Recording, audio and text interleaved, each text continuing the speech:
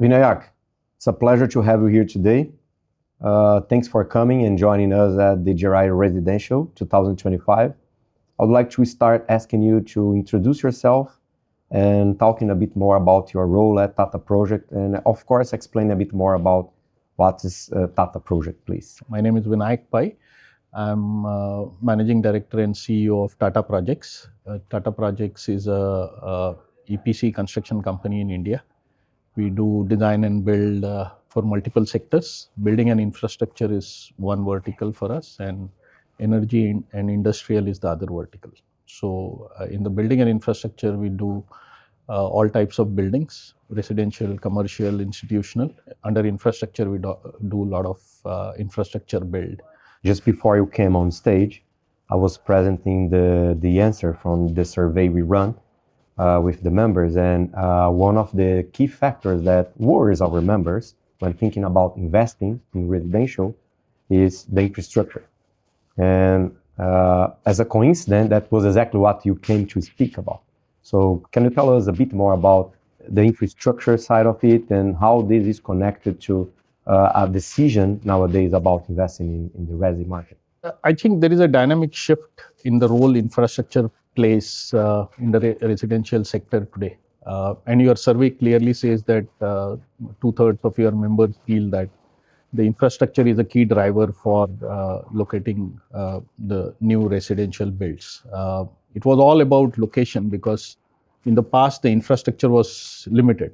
So around that, pockets would develop. Today, the infrastructure is developing at such a fast rate. That has become a key driver for locating residential projects. As I said, India is investing almost 8 to 9% of its GDP in infrastructure, which is one of the highest, both in absolute terms as well as in percentage terms in the world. And that is leading to developing smart cities, smart corridors, infrastructure build on a very massive scale. And that has a very strong impact on the residential sector. And there is a strong growth sentiment, excitement around new residential build. And both the infrastructure and the residential market speaking has come together very well. One of the things that you said during your presentation was that in the past, the location to be considered a very good location was just about how far you are from an underground or a public transport. And nowadays it changes, right? What other factors would you consider here in India the most important ones when taking the decision to buy a house? So I think few factors which are also important in addition to infrastructure. One, the infrastructure is expanding in multiple ways. In Mumbai, for example, it was 2 parallel railway lines, and all the development was how far is it from a railway station. Today, there are metros. Today, there are corridors and bridges which are connecting Mumbai with Navi Mumbai. There is a multitude of infrastructure build which is influencing the decisions. It's not only one corridor. And that has created a very strong dynamic of how these two worlds interact with each other. Finally, I think it's about creating value for the customer.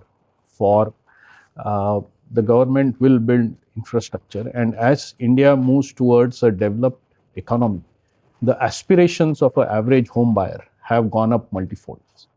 Because today, home, unlike in the past where people would treat it as a place to rest for the night and then go back for work, has changed. It has now become a complete ecosystem by itself, where families and societies come together to interact. There are a lot of people spending time working from home, so they need that infrastructure.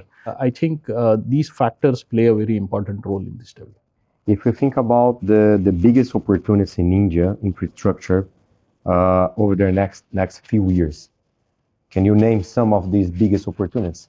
So in infrastructure, I think, of course, the road development is well talked about in terms of developing national highways and the speed at which that infrastructure is coming up. But I think the urbanization is a big factor.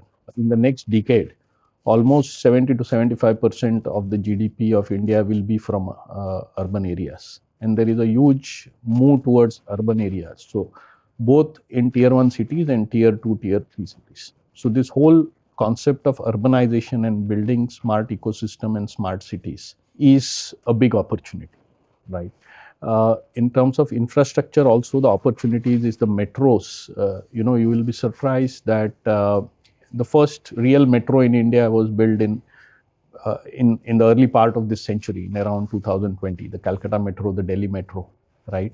But now, on an annual basis, there is 100 kilometers of metros coming up across various cities, right? Wow.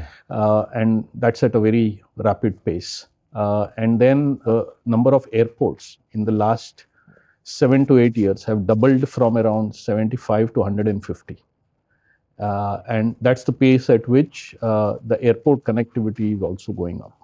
So all these are, factors which lead to a huge amount of opportunity in infrastructure, and then it creates huge value addition for the real estate sector. It's very interesting, and what you said connects a lot also with one of the other questions we made to the members, and we have seen the answers, and tier 2 cities are now surpassing the investments in tier 1 cities, luxury residential, which means that infrastructure is coming and they're seeing progress on that. We have seen infrastructure everywhere. I like to say that Mumbai, I have been here 16 times for the past year and a half. And I like to say that Mumbai, it's a construction site itself. We are seeing bridges, roads, bullet trains being constructed, everything at the same time. What are the main challenges here? The whole size of construction which is going on is both an opportunity and a challenge. The opportunity is that there is scale. The challenge is that the resources have not kept pace with the increase in scale. Increase in opportunity. Right. In fact, they have depleted. The resources which are available for construction today have depleted because there are alternate means of livelihood opening up, in terms of what in India is called the gig economy, where, in e-commerce, people, create warehouses and then transportation. So, these workers who make all these supplies, rather than working at a construction site, they found something else to do. So the construction has increased, the labor force has reduced. I think this is the biggest challenge of this sector at this point in time.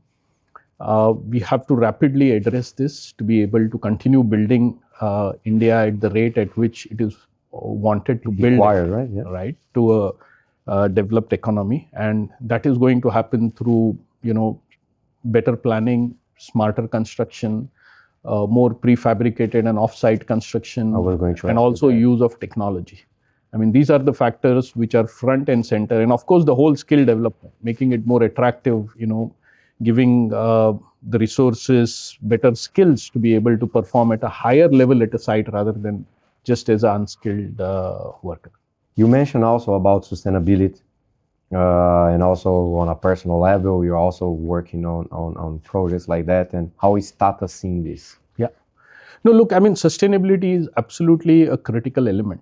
And I'll give you the data point which you gave, that there is more development in tier 2 cities. Of course, there is a space constraint in tier 1 cities which promotes movement to tier 2 cities. But also, the tier 1 cities are highly polluted. The air quality in tier 1 cities is a challenge, especially in the winter. And, you'll see cities like Delhi, Mumbai. And, Delhi today is... Yeah. So you will see that challenge. So that is actually, this is not seen as a prime driver of the future. People think that sustainability is for the future. It is not applicable for today. Who will pay for it? It's going to be expensive. We have to take our head out of the sand on sustainability. We can't remain, because, it's actually affecting business today. A lot of movement, as I said, from tier 1 to tier 2 because of, the pollution in tier 1 cities. So what are we going to do about it? That's a good point. Right? So what we are going to do about is, as corporations, we have to make commitments. So, we have our net zero commitment as a Tata Group by 2045. And, we have a lot of programs around that, right? And even we take every construction site and see how we can, mitigate the carbon footprint of that construction site. Right? What alternate fuels we can use, what alternate construction material which are more sustainable we can use. And finally, as I said, what we do in corporate will be effective and serious if we adopt it to our personal life. And that's where I told my personal story of that we have to each one drive sustainable. If you have to name a few tier 2 and tier 3 cities for us to pay attention in the upcoming 3 to 5 years, could you name a few for us? Sitting in Mumbai, the one which absolutely comes to mind is Pune.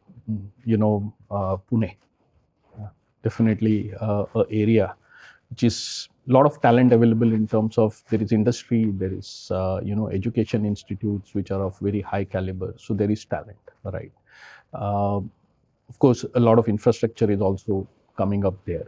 So that's a city, and it's not an island. So there is land masses to grow around it, right? In Maharashtra, Nagpur is another city which is coming up rapidly. Of course, Bangalore, we all know, has a challenge of further growth. Mangalore is coming up as alternate hub there. We have Chennai, but then we have Coimbatore coming up. So each of these big cities, when you go, you will see alternate hub developing very near to it. So we have to actually look at what can, for example, I take this example of Mumbai and Pune because I make that travel very often. And now, eventually, it has the capability of becoming one city, right? Once, the missing link in the Ghats is done. From the Mumbai International Airport, for someone to go from the old, the existing airport in Mumbai to the new airport will be the same as someone from Pune coming to the new airport, right? The same time, an hour and a half, right? So now this is the ideal situation where you develop tier 2, which are also in proximity through infrastructure. You can eventually connect and create a much larger ecosystem.